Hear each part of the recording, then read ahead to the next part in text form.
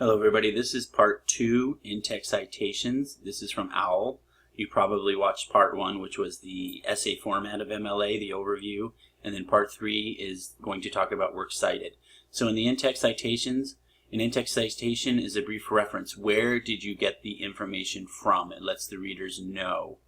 So it directs the readers to the works cited list, which I'll show you a little bit later. It'll make more sense if you actually see a picture of it, but if it were Angelou page 394, then your works cited should say Angelou Maya.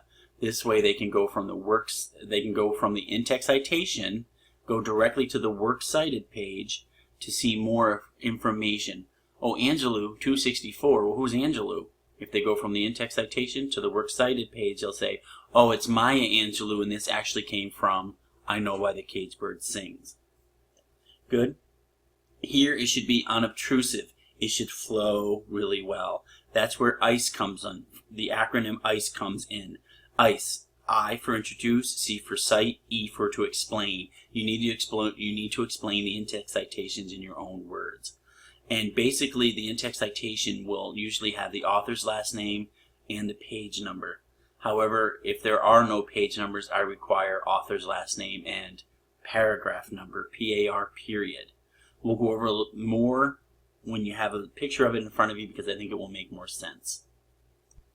Here, let's look at an in-text citation. I'll look at this in a minute, but let's take a look here. Humans have been described by Kenneth Burke as symbol-using animals. Kenneth Burke is the author. If we look up here, it says Burke Kenneth. This entry would be in the works cited page. This would not be in the in-text citation. So down here we know it's Kenneth Burke. He said symbol-using animals, and it comes from page 3 of his book, Language is Symbolic Action. So in the first example here, Kenneth Burke, his name is there, so we don't need to put the last name in the in-text citation in the parenthetical citation. They call this a parenthetical citation because it has parentheses. And notice that the period is at the end, it is not at the end of the quote. Let's take a look at the second example. Humans, blah, blah, blah. This time we did not give his name. So instead we're going to put Burke in here. So we know that he's the author, Burke, in the in-text citation, page 3. If you're reading the essay and you see Burke, you can go to the last page and notice that Burke, oh, it's Kenneth Burke and it came from this book. So let me repeat. Burke is given in the introduction, then the citation, and then the quote, and then the citation. So you don't need to say Burke and then Burke again. It's redundant. Notice the period is after the citation. You're letting your reader know that the citation is over and you're going to start a new sentence. Here, in the beginning of the sentence, we did not mention the author's name. Therefore, his name is here, Burke, page 3.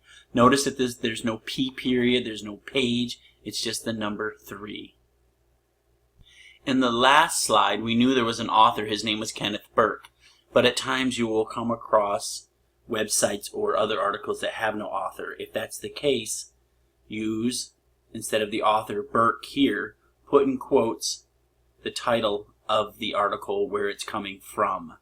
Now, if the article is really long, like say it's Impact of Global Warming on blah, blah, blah, blah, blah, blah, blah, stop. Only use the first few words of the title. So again, if there's no author, use the beginning of the article title, and then again, we know this is page 6, and then the period comes at the end. If you are following along with the PowerPoint, I am skipping some slides because I'm really only want to concentrate on the basics, the things that you will use most often. So the next here is, what if you have multiple authors? So let's say it was Burke and Howell. You would list both names. Burke and Howell argue that tougher gun control. If you have 3 or more authors, then you would use the first person's name, Smith, and then et al. That lets the reader know that, oh, there must be 3 or more authors.